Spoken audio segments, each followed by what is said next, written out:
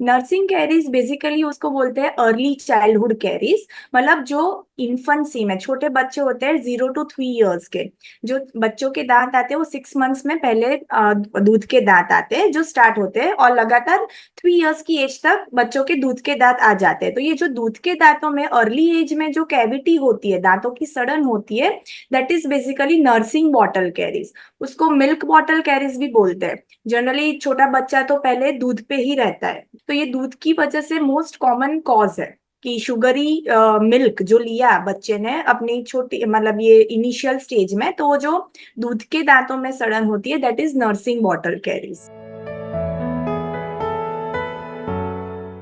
Initially बच्चों को कैसे देखते हैं दांत में कि वाइट ही होते हैं। जन्म से ऐसे नहीं होते कि दांत ब्लैक आए या फिर टूटा हुआ आया, सिवाय कि कोई बच्चों की ऐसी कोई बाय बर्थ ही कोई कंडीशन हो, कंजेनाइटल कुछ एनोमली हुई हो, तो ऐसा रहता है। वरना जनरली सब बच्चों के दांत व्हाइट या येलोइश व्हाइट कलर के ही रहते हैं। तो वो स्टार्ट होता है नर्सिंग बॉटल कैरीज एक माइन्यूट व्हाइट स्पॉट लीजन हमें जो बोलते हैं। और वो जनरली आगे के दांत में पहले दिखता है, क्योंकि वो बच्चा या तो माँ का दूध पीता हो या फिर बॉटल फीडिंग। अगर बॉटल फीडिंग में ये बहुत बहुत मोस्ट कॉमन है, तो बॉटल फीडिंग से वो आगे के दांत में वो जो दूध चिपका रहता है, तो उससे पहले वो व्हाइट स्पॉट लीजन दिखता है। तो वो इनिशियली वो दांत का सड़ा होना शुरू हुआ, फिर धीरे धीरे वो व्हाइट कलर ब्राउन कलर में हो जाता है, येलो कलर में हो जाता है, और डार्क ब्लैक भी हो जाता है। तो फिर हमें प्रॉपर वो कैविटी दिखती है। पहले तो एक लेयर इनेमल का रहता ही है, फिर वो धीरे धीरे टूटने लगता है। जो बैक्टीरिया आते हैं उसकी वजह से सड़न रहती है, तो वो धीरे धीरे टूटने लगता है, तो फिर वो दांत सड़ा हुआ दिखता है। और फिर एकदम लास्ट स्टेज में तो पूरा टूट ही जाता है, जैसे मतलब कहीं पे गिरा हो बच्चा और कैसे टूट गया दांत वैसा दिखता है। लेकिन वो एक्चुअली पूरा वो कैविटी की वजह से वो खोखला हो जाता है।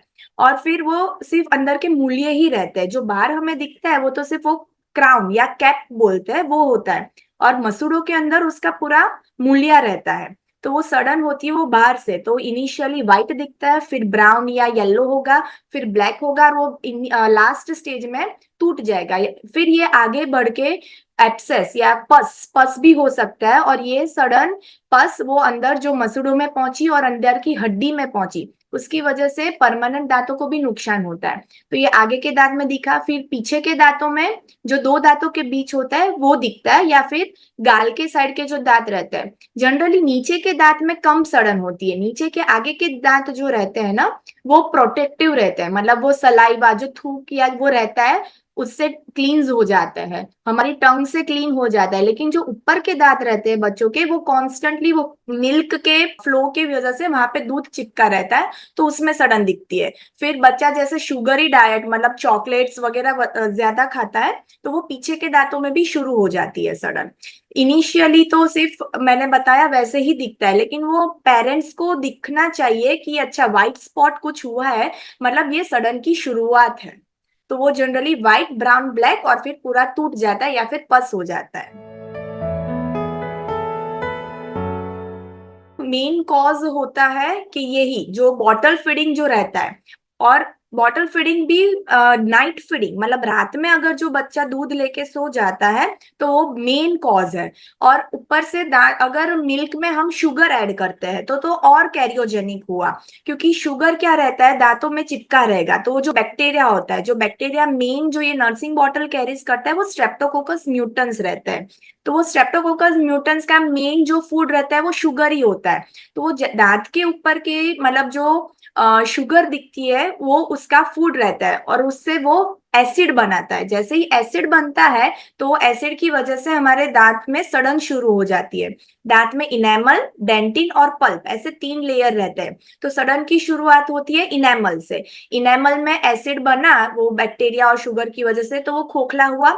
फिर वो सड़न पहुंचती है अंदर डेंटिन में, और फिर पल्प में। इनिशियली जब इनेमल और डेंटिन तक सड़न रहती है तब तक बच्चों को पेन जनरली नहीं होता है। लेकिन जैसे ही वो सड़न पल्प में मतलब अंदर की नस में जाती है, तो वो बच्चों को पेन सेंसेशन शुरू होता है, क्योंकि जो भी हमारी दांतों की नस है वो सब ब्रेन के साथ कनेक्टेड है, राइट। तो वो इनेमल से डेंटिन और अगर पल्प मतलब नस में पहुंचा, मतलब वो बच्चा पेन की कंप्लेंट शुरू कर देगा। कभी कभी कैसा होता है, इतनी जल्दी फैल जाता है ये सडन, तो कि उसके बच्चों को पेन का कुछ रियलाइजेशन नहीं होता। जब पेरेंट्स बच्चों के दांत में देखते हैं क्लियरली, तो उनको पता चलता है कि ओ ये तो पूरा काला हो गया है या सड़ गया है, लेकिन मेरे बच्चे ने तो कभी भी पेन की कंप्लेन की ही नहीं है। लेकिन वो सडन इतनी जल्दी फैलती है कि वो ब्रेन को सेंसेशन पहुंच ही नहीं पाता और पूरी नस सूख जाती है। फिर अगर ये सड़न को ट्रीट नहीं किया तो मैंने बताया वैसे वो पस बन जाता है। उसमें ज्यादा बैक्टीरिया फैल जाते हैं वो मसूड़ों में, और अंदर हड्डी में वो पस इन्फेक्शन फैल जाता है, तो मसूड़ा फूल जाता है। तो वैसा वो उसका रहता है। फिर बच्चे खा नहीं पाते, आगे के दांत टूट जाते हैं, तो इनिशियली उनका स्पीच डेवलपमेंट रहता है, 3 साल की एज में उनके स्पीच डेवलपमेंट रहता है। तो अगर जो मेनली आगे के दांत है वो अगर टूट जाते हैं तो उनका स्पीच प्रॉपर नहीं होगा। फिर ये एक मिल्क है, फिर वो शुगरी फूड। अभी क्वांटिटी ऑफ द शुगर इतनी इंपॉर्टेंट नहीं है जितनी फ्रीक्वेंटली हम शुगर लेते हैं। एक बच्चे ने एक दिन में 4 चॉकलेट खाई, राइट, लेकिन वो सेम उसने एक ही बार उसने खाना खाया, उसके बाद वो 4 चॉकलेट खा ली। और दूसरे बच्चे ने सेम वही 4 चॉकलेट खाई है, लेकिन एक 10 बजे खाई, 1 बजे खाई, 4 बजे खाई और 8 बजे खाई। तो वो जो फ्रीक्वेंटली वो शुगरी स्टिकी फूड जो वो लेगा, तो वो बार बार एसिड बनना मुंह में शुरू ही रहेगा, तो उससे सड़न के चांसेस ज्यादा है। तो मेरे बच्चे ने 10 चॉकलेट खाई तो अभी सड़न नहीं हुई, क्योंकि उसने एक ही बार में खाई है। मतलब जो फ्रीक्वेंसी है वो कम करनी चाहिए। फ्रीक्वेंटली जितनी शुगर स्टिकी फूड लेंगे तो वो होगा। मदर के जो बैक्टीरिया होता है ना, वो भी कभी कभी ट्रांसफर होते हैं बच्चे में। मतलब बच्चे तो इनिशियली मम्मा के पास ही रहते हैं, तो मदर के जो ओरल कैविटी में बैक्टीरिया रहते हैं वो भी बच्चों में ट्रांसफर हो सकते हैं, और उनमें ये सड़न हो सकती है। तो ये सारे काफी कॉजेज रहते हैं। और मेन तो वही है, प्रॉपर ओरल हाइजीन मेंटेन ना होना। बच्चों का पहले ही जो दांत बनता है वो 6 मंथ्स की एज में आता है, तभी से उसका ब्रशिंग शुरू कर देना चाहिए, फिंगर ब्रश से या वो कोई कॉटन का कपड़ा लेके, क्योंकि तभी से उसके मुंह में बैक्टीरिया आने ही लगते हैं। तो वो प्रॉपर अगर ब्रशिंग ना हो पा रहा हो तो भी ये नर्सिंग बॉटल कैरीज हो सकती है।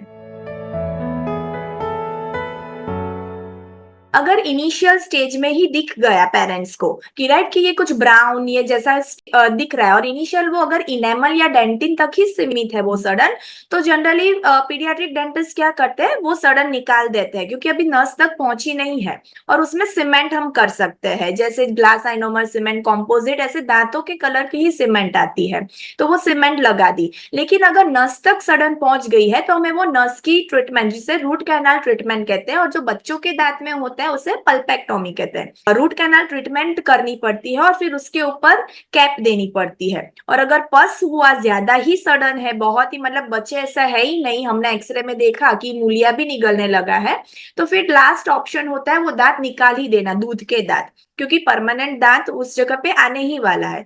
तो राइट, वो दांत, दूध का दांत लास्ट में निकालना पड़ता है, और फिर वहां पे एक स्पेस मेंटेनर देना पड़ता है, क्योंकि अगर अर्ली लॉस भी होता है बच्चों में दूध के दांत का, और उसका परमानेंट टूथ के आने में टाइम रहेगा ना, तो तब तक वो जगह कम हो जाती है, तो वहां पे स्पेस मेंटेनर देना पड़ता है।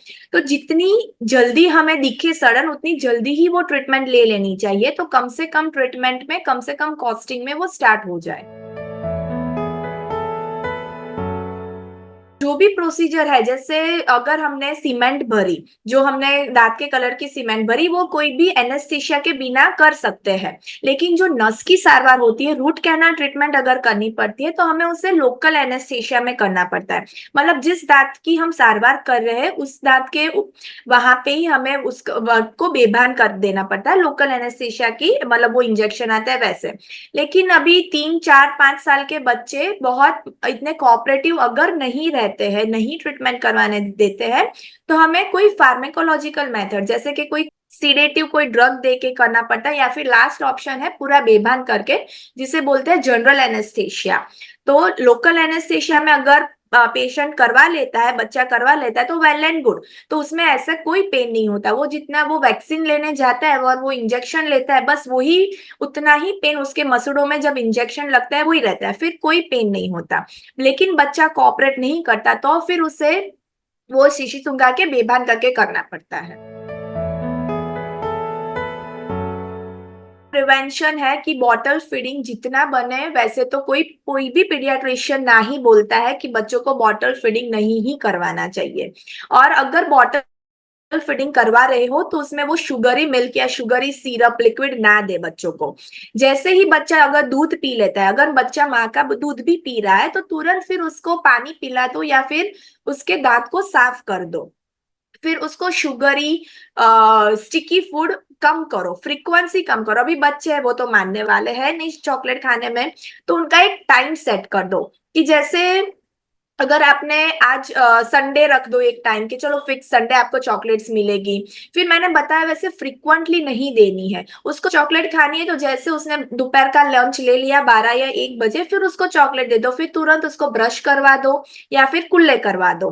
तो वो जितना अगर खुराक या वो शुगरी फूड दांतों में चिपका रहेगा, उतनी ही सड़न ज्यादा होगी।